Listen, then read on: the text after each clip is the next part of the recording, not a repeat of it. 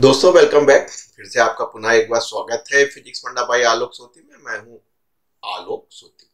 दोस्तों पहले लेक्चर में आपने मोमेंट ऑफ इनर्शिया क्या होता है सीखा था, और आपने देखा था किस तरीके से अगर एक बॉडी है जिसमें मास का डिस्ट्रीब्यूशन यूनिफॉर्मली है, विशेषकर आपने एक रॉड को पकड़ा था और क्या होता है उस चीज को अप्लाई करके किसके क्रॉस निकाला था। आपने एक एक्सिस निकाली थी जो सेंटर से पास हो रही थी और परपेंडिकुलर टू द प्लेन थी। आ गई मेरी बार। ये आप निकाले थे। जिन्होंने नहीं देखा है इस लेक्चर पे डायरेक्ट आए तो लेक्चर 1 पे देख लें। कंप्लीट सीरीज बना दूंगा, चिंता ना कीजिएगा। क्या वायदा किया था लेक्चर 2 में कि साहब अब आप यहां से निकालेंगे, यानी एक एक्सिस जो पासिंग थ्रू वन एंड, एक एंड से जो पास हो रही है वहां से निकालेंगे। तो जगह बना लेते हैं। तो आपने कहा मोमेंट ऑफ इनर्शिया ही निकालना है हमको। लेक्चर 1 देख लीजिएगा, जो डायरेक्ट लेक्चर 2 पे आए हैं लेक्चर 1 देख लीजिएगा, आपको मिल जाएगा। और आपने कहा कि सर हमें moment of inertia M I short form में लिखा है, निकालना है यूनिफॉर्म थिन रॉड का, जो कि मैंने आपको दिखाया था। क्या ये देखिए है मास किस पे, लेंथ पे, बहुत पतली सी मास लेंथ पे। अभी आपने ये निकाला था सेंटर से पास हुई परपेंडिकुलर प्लेन। अब आप वन एंड से, यानी इसको वन एंड कर ले, इस एंड से निकाल ले। तो कैसे रॉड, ये आपकी रॉड घूम रही है इस तरीके से, पूरी पूरी घूम रही है। फिगर में कैसे समझेंगे? कहने लगे सर ये हमारे पास एक यूनिफॉर्म थिन रॉड है जिसको आप बार भी कह सकते हैं, और ये इसका एक अंत है यानी कोना है, एंड है। इस एंड पे एक्सिस ऑफ रोटेशन है हमारी, और ये यूं घूम रही है। इसका मतलब है कि आपको यूं दिखाए तो ये यूं घूम रही है, राइट? ये देखिए यूं घूम रही है, ठीक। बस आपने कहा क्या करना है।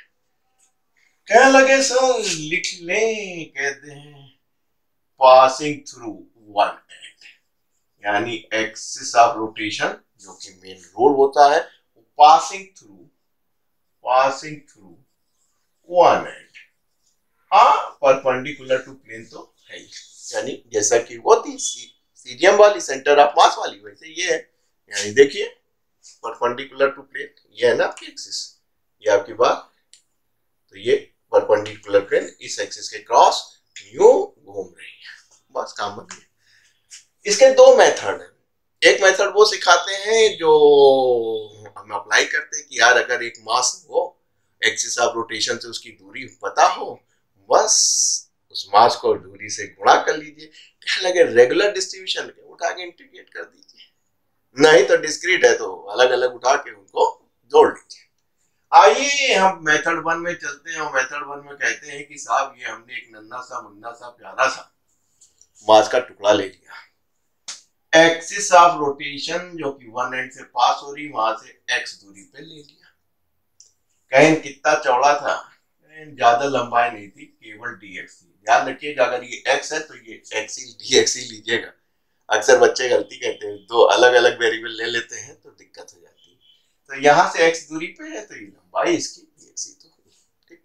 आप देखिए वही है रॉड, यानी मास ऑफ रॉड क्या है, एम है, और लेंथ ऑफ रॉड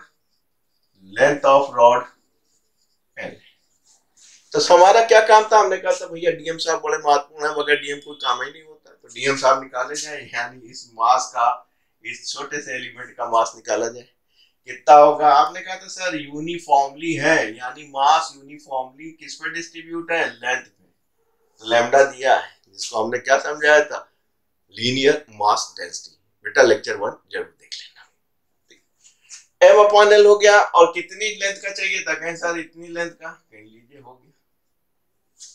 कहने लगे भाई साहब ये जो छोटा सा एलिमेंट है देखो ये घूम रहा है इस रॉड के क्रॉस। तो आपने कहा ठीक है, इस रॉड के क्रॉस अगर ये घूम रहा है तो इसका मोमेंट ऑफ इनर्शिया कितना होगा? कहीं साहब जो इसका मास होगा और जो एक्सिस ऑफ रोटेशन से जो दूरी होगी उसके स्क्वायर बराबर होगा।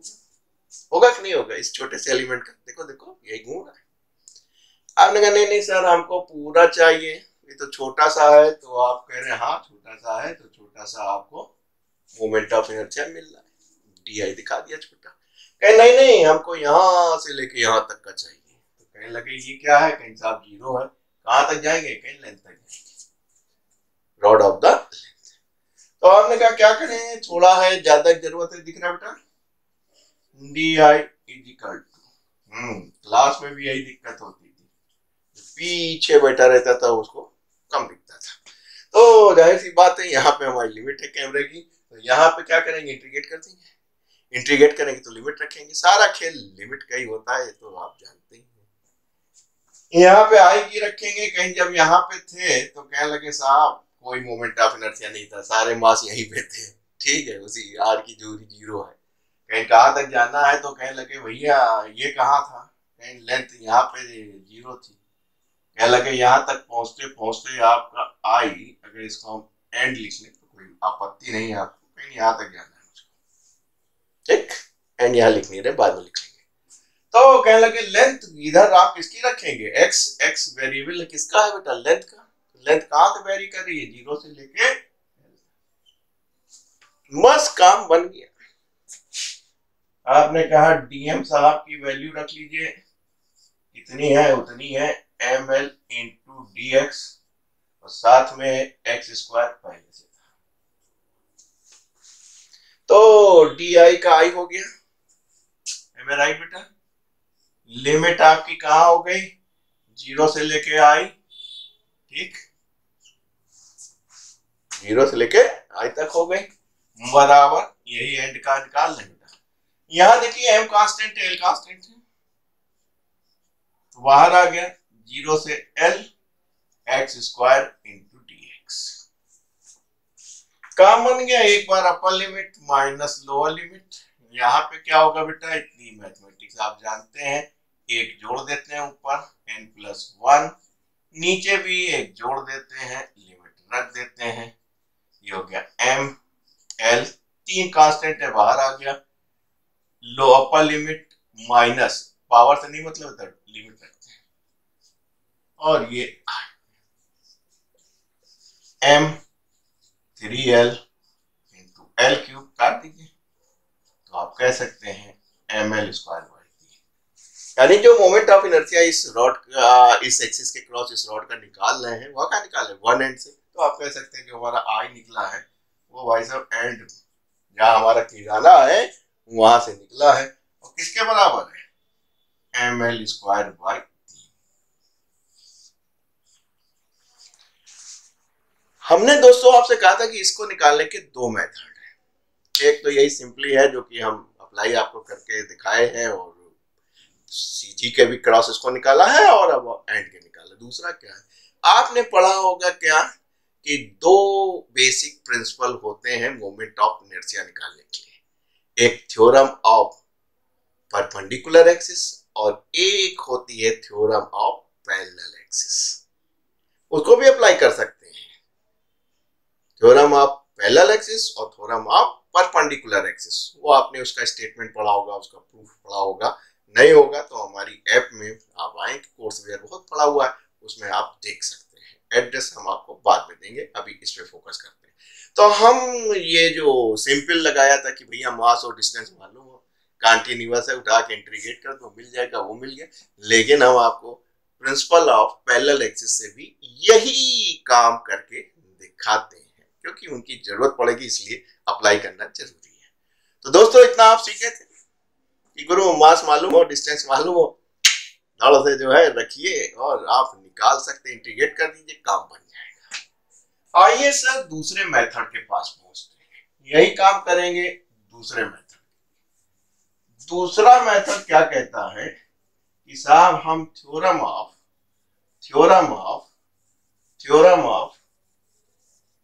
पैरेलल एक्सिस लगाएंगे। क्यों लगाएंगे, अभी देखिए, ये आपका रॉड है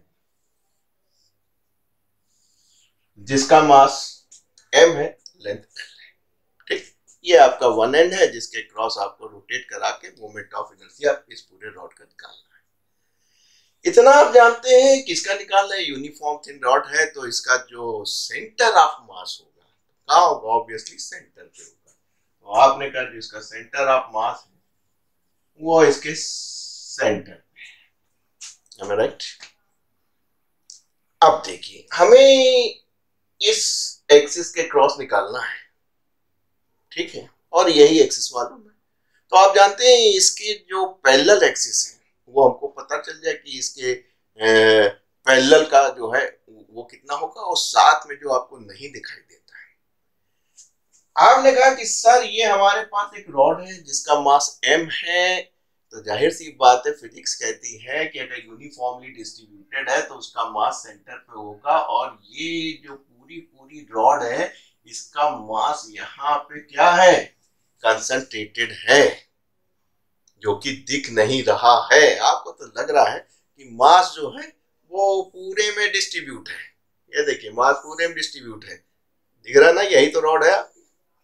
लेकिन इस पूरे का मास जो है कहाँ पे फोकस है, ये यहाँ पे इसके सेंटर पे, और इसका रोल कब आता है, जब आप इसको रोटेट कराते हैं। तो ये जो मास है ये भी तो मोमेंट ऑफ इनर्शिया का रोल अदा करेगा। क्यों, देखिए ये तो रॉड हो गई वो अलग हो गई, और इसका जो मास है वो कंसंट्रेट होके कहाँ पे आया है, सेंटर पे आया है। तो आपको इस मास का भी तो मोमेंट ऑफ इनर्शिया मिलेगा। आपने कहा 0 से लेके L लेंथ तक है, राइट, यूनिफॉर्मली डिस्ट्रीब्यूटेड है तो सेंटर पे होगा, सेंटर मतलब हाफ पे होगा, यानी कि L/2 पे होगा। तो आपको ये भी दिख रहा है कि ये जो मास है जो L/2 पे एक्सिस पे है ये भी कंट्रीब्यूट करेगा मोमेंट ऑफ इनर्शिया को। कहीं बाकी क्या है, कहीं अगर देखो बेटा मेरी अनुभवी निगाह से, तो ये पूरा जो है छोटे छोटे मासों से मिलके बना हुआ है ये, ठीक है, यूं दिखा रहे हैं ये कोई ना कोई मास है ना, तो यूं रख लिया। अब यूं आप घुमा दें तो क्या होगा, यहाँ का भी मास घूम रहा होगा, यहाँ का भी घूम रहा होगा, यहाँ पे घूम रहा होगा, यहाँ भी घूम रहा होगा, यहाँ भी घूम रहा होगा, राइट। कैसे, ये एक्सिस होगी, ठीक है, इस एक्सिस के क्रॉस घूम रहा होगा हर एक मास। तो जिस तरीके से आपने देखा ये पूरा मास कंसंट्रेट होके यहाँ पे है, उसी तरह जो मास इस एक्सिस के क्रॉस घूम रहे हैं, इस अपनी एक्सिस के क्रॉस घूम रहे हैं, वो भी कंसंट्रेट होके कहां पे आ जाएंगे, यहां पे आ जाएंगे, ICM, an axis of rotation passing through centre perpendicular to plane. यानी ये जो मासेस हैं जो घूम रहे हैं अपनी एक्सिस पे, इनको भी क्लब करके आप यहाँ पे ला सकते हैं कि साहब इनका जो इफेक्टिव रिजल्ट है वो आपको यहाँ पे मिल रहा है। बस इसी वजह से आप क्या लगा सकते हैं, थ्योरम ऑफ पैरेलल एक्सिस। क्यों, इस एक्सिस के पैरेलल ये है, ठीक है ना, जो एक्सिस जिस पे घूम रहे हैं, जितने भी इसके मास के पार्टिकल आपके घूम रहे हैं, ये वो कंसंट्रेट होके कहाँ आ गए, यहाँ पे आ गए, और ये आपका इसके क्रॉस निकालना है, तो सब इसके पैरेलल आपको मिलने लगे। तो आपने कहा कि हम यहाँ पे theorem of parallel axis apply कर सकते हैं। आप जानते हैं अकॉर्डिंग टू, एक बार लिखूंगा बाकी नहीं लिखूंगा आगे, अकॉर्डिंग टू मैं बोलूंगा लिखूंगा नहीं आगे, according to theorem of parallel axis, ठीक, क्या कहती है कि भैया जिसके क्रॉस निकालना है, इन एंड के क्रॉस निकालना है, कहीं इसके पैरेलल आप एक ढूंढ लीजिए, और वो एक्सिस ढूंढिए जो इसके पैरेलल हो और सेंटर ऑफ मास से जाती है। कहीं ना आपको मालूम है, मिल गई साहब, ICM कहीं निकाले थे, कितना निकाले थे ICM, याद आया, ml² बाई, बोलो दिमाग में लगाओ, 12। कहीं बकिया, कहीं कुछ नहीं यार, ये आपके सर ने सिखाया होगा कि जो टोटल मास है और एक्सिस से मास की दूरी, जिसको आप जनरली h से पढ़ते हैं, हमारे लिए तो ये मास का टुकड़ा है, एक्सिस से दूरी है, जितनी दूरी है उस मास के टुकड़े को रख के कर दो। तो आप जानते हैं मोमेंट ऑफ इनर्शिया नर है नारी है नारायण दत्त तिवारी, यानी कि ना स्केलर है ना वेक्टर है, क्या एक्सियल वेक्टर है। तो जिस एक्सिस के क्रॉस रोटेट हो गए उसका इफेक्ट देने लगता है। तो आपने कहा बन गया सर काम, ये आपने निकाला था लेक्चर 1 में, ml²/12, ये आपका टोटल मास सेंटर पे है, दूरी जो है सेंटर है यूनिफॉर्म है, आधे पे है, इसलिए L/2 का हम स्क्वायर कर देंगे, बस काम बन गया। I एंड बराबर क्या हो गया, M L square 12 plus M L square Y, 2 का स्क्वायर कितना हो जाएगा बेटा 4 हो जाएगा। यहाँ कितना एलसीएम आया 12 आया, तो एम एल स्क्वायर 4 तिहाई 12, 3 और 1 4 एम एल स्क्वायर अपॉन 12 भाग कर दीजिए 4 तिहाई 12, तो आप कह सकते हैं कि एम एल स्क्वायर बाई 3। यही हमने आपको इंटीग्रेट करके भी बताया था कि नहीं बताया था। और यही आपका जो है क्या है, थ्योरम ऑफ पैरेलल एक्सिस से भी इतना आ रहा है। दोस्तों 15 मिनट हो गए हैं, इसलिए इस लेक्चर को यहीं रोकते हैं।